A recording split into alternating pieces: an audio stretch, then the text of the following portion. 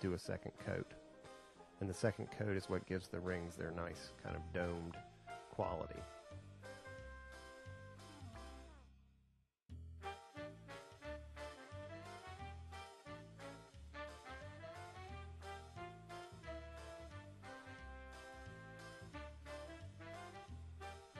Here you can see I'm putting some popsicle sticks under the jig that holds the rings to try to level them out a little bit more. I could tell it was a little bit angled, so that helps, you know, in spreading the epoxy evenly because it does self-level.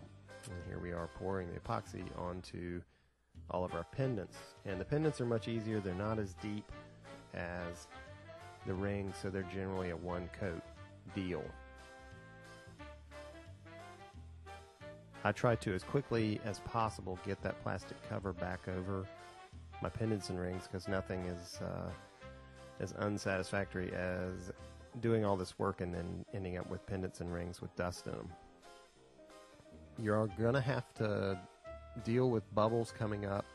Bubble air gets trapped behind the artwork, and the best way that I've found to do that is to take a drinking straw, preferably the bendy kind because it gives you a little better angle, and to breathe on the area where the bubbles are.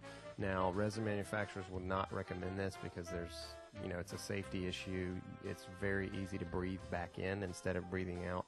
So I don't recommend this. I'm just showing you how I do it. Another way to do it is to have a hair dryer held at a distance to blow on it.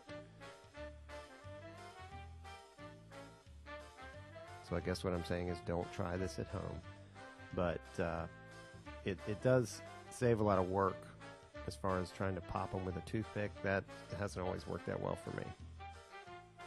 The pendants, for some reason, tend to have bubbles a lot more for me. I don't know why that is, if it's because they're more of a shallow pour, but as soon as I can get those bubbles out, I cover them back up, and then I just periodically over the next hour to 2 hours try to take a look at them, and for as long as the epoxy is still somewhat workable, try to get the bubbles out. But after 2 hours, if you've got a bubble, there's probably not a whole lot you can do.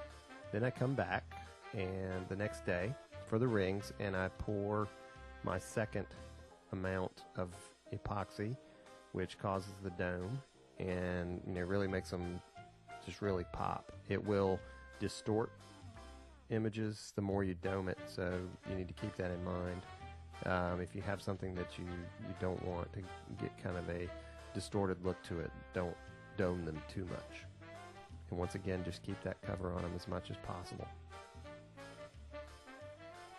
Sometimes I'll have a bubble that, you know, breathing or the hairdryer won't pop, and I'll take a little dental tool and actually try to pop it. But that, again, that's just a lot of work, and you know, having the hairdryer blow on it is, again, the safest way and most effective way.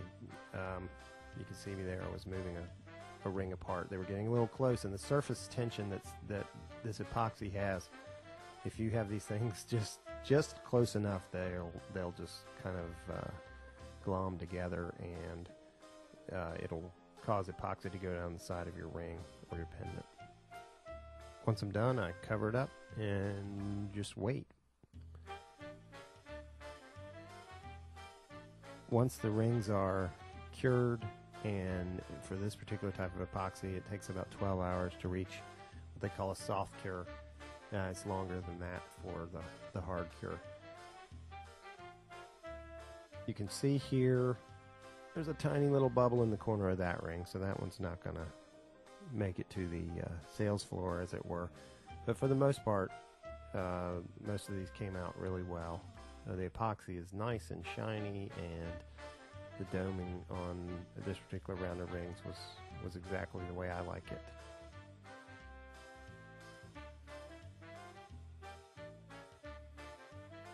So that's it. That's pretty much all there is to it. You know, once these things have had a while to sit, you know, you can do as you will with them. Got some examples here of some bubbling that, you know, it seems like no matter how hard you try, bubbles will come up after you feel like they're not going to come up. And also you get a little bit of the seepage I was talking about of the resin soaking into the paper. This particular piece has a bubble in the upper right corner, and some people don't have a problem with the bubbles, but anytime I work so long and hard on something, I really like for it to, just be perfect. But that's just me.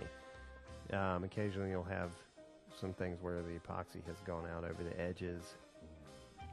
It's kind of a trial and error process, but it's a really, fun thing to do when it turns out right. You just have to take the pieces that didn't work out that well as part of the process.